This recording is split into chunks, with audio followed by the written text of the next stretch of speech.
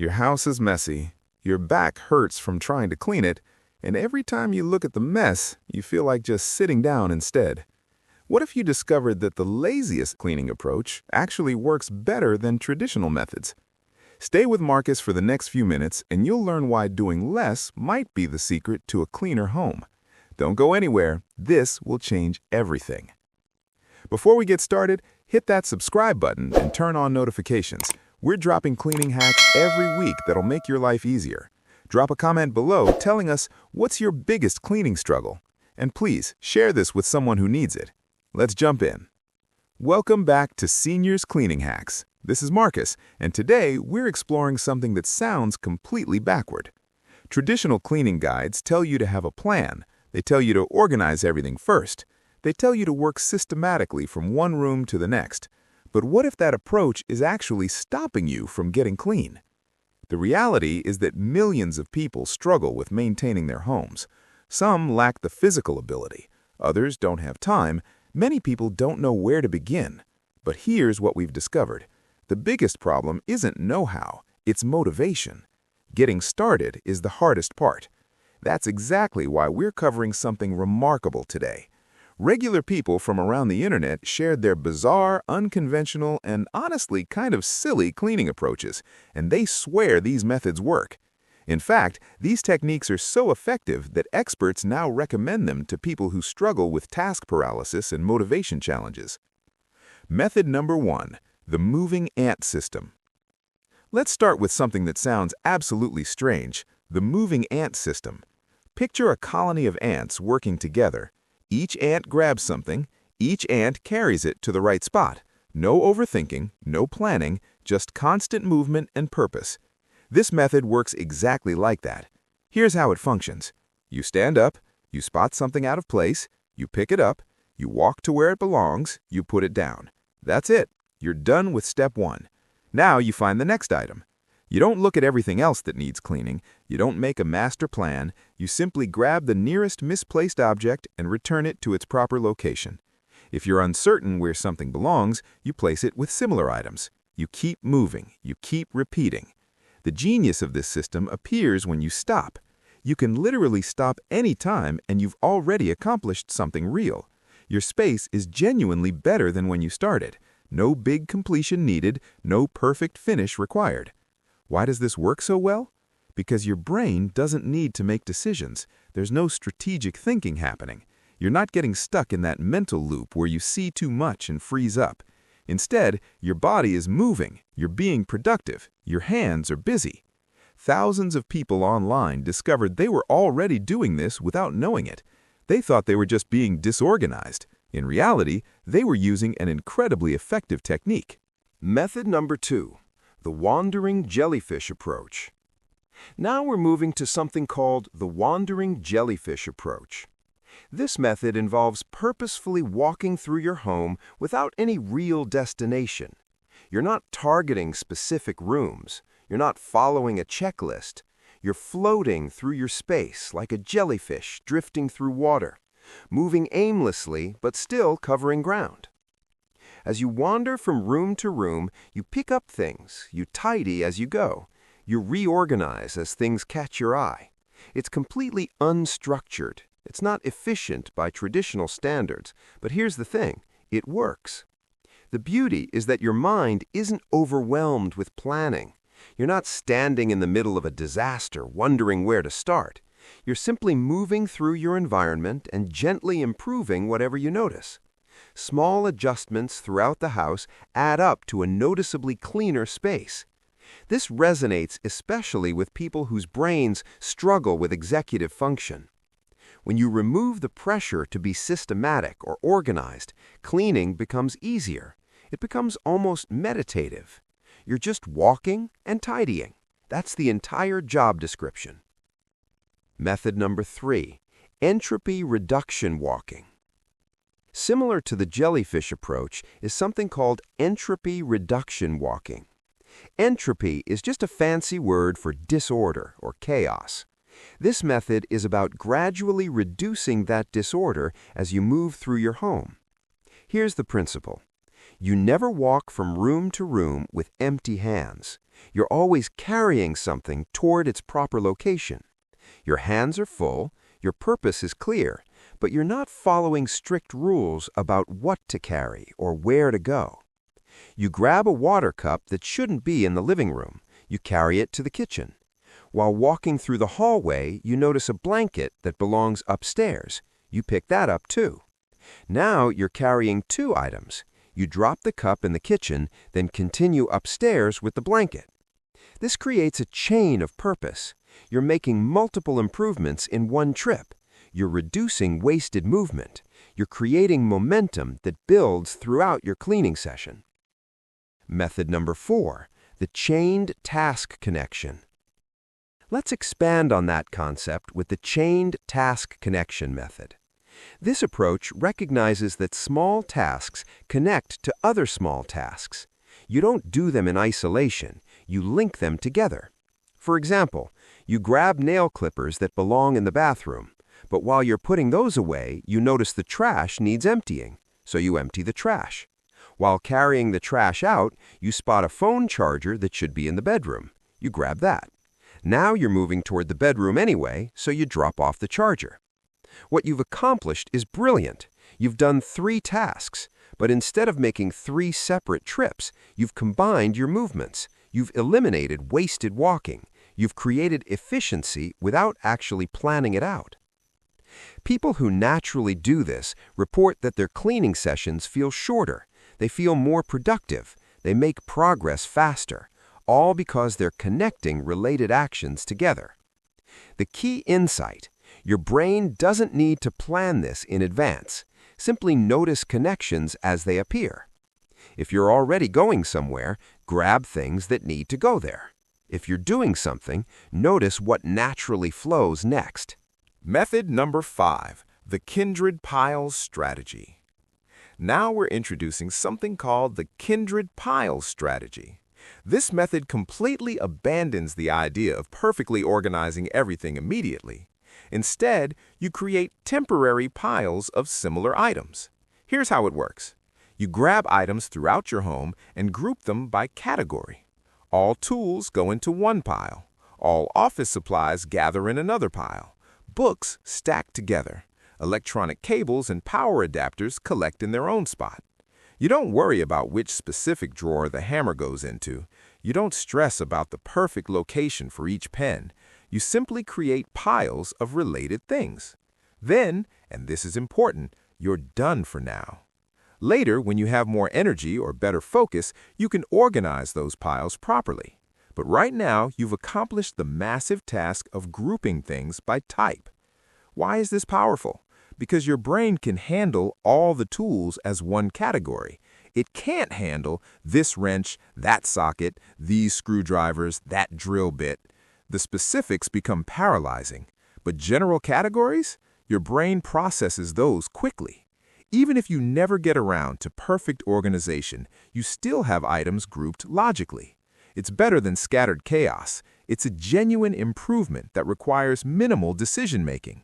Method number 6, the GAP system explained. The GAP system stands for grab, assess, put. This is refreshingly simple. Grab the nearest object that's out of place, assess where it actually belongs, put it in that location, then repeat continuously. What makes this different from the moving ant system is the assessment step. You're giving yourself permission to make quick decisions. Grab something, spend 2 seconds thinking, drop it off, move on. You don't overthink, you don't second-guess yourself. You acknowledge where something belongs, you move it there, and you keep going. As long as you have energy, you continue the cycle. This resonates with people who need simple mechanical instructions. Your brain doesn't need to be creative. You're not solving complex puzzles. You're following a basic 3-step pattern that's easy to remember and easy to repeat. Method number 7, gamification with counters. Some people discover that turning cleaning into a game creates motivation. One approach involves counting items. I'll clean until I've put away exactly 30 things. You grab something, you place it where it belongs, you count it, then grab the next thing. When you hit 30, you pause and assess. Usually, you feel momentum. You feel like continuing. Why does counting work? Humans respond to progress tracking. Seeing numbers increase feels rewarding. Your brain releases satisfaction chemicals when you hit that 30-item goal. It feels like winning. Multiple similar items that you pick up together can count as one item. This prevents people from overthinking the exact count. You're aiming for approximately 30 items, not exactly 30. Method number 8, the timer burst strategy. Another gamification approach uses simple time limits. Set a timer for 5 minutes, just 5, then clean as much as possible during that time window. When the timer stops, you're finished. You did something good. Here's what people discover. They usually accomplish way more than expected. 5 minutes of focused movement clears surprising amounts of mess. You eliminate entire piles of things. You clear shelf space. You make visible progress. Plus, 5 minutes feels manageable. It doesn't feel like a huge commitment. Even people with low motivation can commit to 5 minutes. Sometimes people set the timer, stay focused, accomplish their 5-minute goal, and then decide they want to do another 5 minutes. But nobody required that. They just found themselves motivated to continue. This approach respects that you might only have short bursts of energy. Instead of demanding you clean for an hour, you break it into bite-sized chunks. You prove to yourself that short bursts create real results. Method number 9, the single object technique. This method is elegant in its simplicity. Focus on one thing at a time. Pick up one item. That's your entire focus. Put it away. Okay, you're done with that task. Now choose one new item. Pick it up, put it away. One task complete. You're not allowing your brain to see the whole disaster. You're not letting overwhelm set in. You're breaking the entire project into the smallest possible units. People report using this with their families, especially with younger household members. Instead of asking kids to clean your room, you ask them to put away that book. That's specific. That's achievable. That's one small win. Then, great, now put away that toy. Another small win. String these small wins together, and suddenly an entire room is clean, but you never asked anyone to do anything overwhelming. Method number 10, the efficiency rejection method. Here's something counterintuitive that experts and experienced cleaners mention. Sometimes being too focused on efficiency prevents you from starting. You freeze because you're trying to find the best cleaning approach. You're trying to be efficient with your movements and time. That perfectionism becomes paralyzing. You end up doing nothing because nothing feels good enough. The solution? Reject efficiency as a goal. Instead, just start. Do something. Your messy house is worse than an inefficiently cleaned house, always. People who embrace this philosophy report amazing results. They stop waiting for the perfect plan. They stop looking for the ideal method. They just start using whatever technique seems easiest in that moment. Sometimes it's the wandering jellyfish approach. Sometimes it's the single object method. Sometimes it's the counter system. The flexibility removes pressure. You're no longer judging yourself for not following the correct procedure. You're just cleaning. You're making progress. You're improving your space. Why these methods work for specific brain types. These unconventional approaches became particularly popular in communities of people who experience task paralysis. Task paralysis is when your brain essentially freezes when facing a big, multi-part project. Cleaning an entire house feels so overwhelming that your brain says, nope, and shuts down. Experts now regularly recommend these scattered, unstructured approaches to people experiencing task paralysis, not because people can't focus, but because the sheer scope of clean the entire house causes mental shutdown. What's different about our methods? They're small, they're achievable. They remove the necessity for upfront planning. You don't need to figure out a strategy before you start. You just start, and the strategy emerges naturally as you move. Picking up one item and putting it away? That's completely manageable. That doesn't trigger shutdown. That's success you can taste immediately. The overlap with other challenges. While these methods developed popularity in certain communities, they benefit anyone struggling with cleaning motivation. You don't need a diagnosis to benefit from simpler, less demanding approaches. Many people find that traditional methods, making lists, creating schedules, planning room by room, simply don't work for their brains. They're not broken, they're not lazy, they just need different strategies. These techniques prove that the solution might not be try harder or get better at planning. The solution might be stop planning and just move. It might be embrace messiness in your process. It might be count items instead of worrying about perfection. The bigger picture, progress over perfection. All of these methods share one principle. They prioritize progress over perfection. A partially cleaned house using a weird method is infinitely better than an uncleaned house waiting for the right moment to tackle it perfectly. That moment often never comes, but the weird methods, they come when you need them. They work when nothing else will. Your space doesn't care how you cleaned it. It only knows that it's cleaner now than it was before. That's the entire goal. That's the win. So there you have it. 10 unconventional cleaning methods that real people use and genuinely love. At least one of these approaches will click with your brain. At least one will feel easier than what you've been attempting. Start small. Pick one method. Give it a real try for 3 or 4 sessions. See how it feels. See what results you get.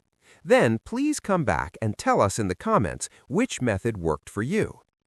Did the moving ant system feel natural? Did the wandering jellyfish click? Did the counter system give you the motivation boost you needed? And here's the important part. Share this video with someone in your life who struggles with cleaning. They need to know that weirder isn't bad. Weirder might be exactly what works for them. Subscribe to Seniors Cleaning Hacks for more strategies that respect how your brain actually works. We're dropping new content weekly that makes household management easier, not harder. This is Marcus. Thanks for watching. Your cleaner home starts today. Now go pick up one thing.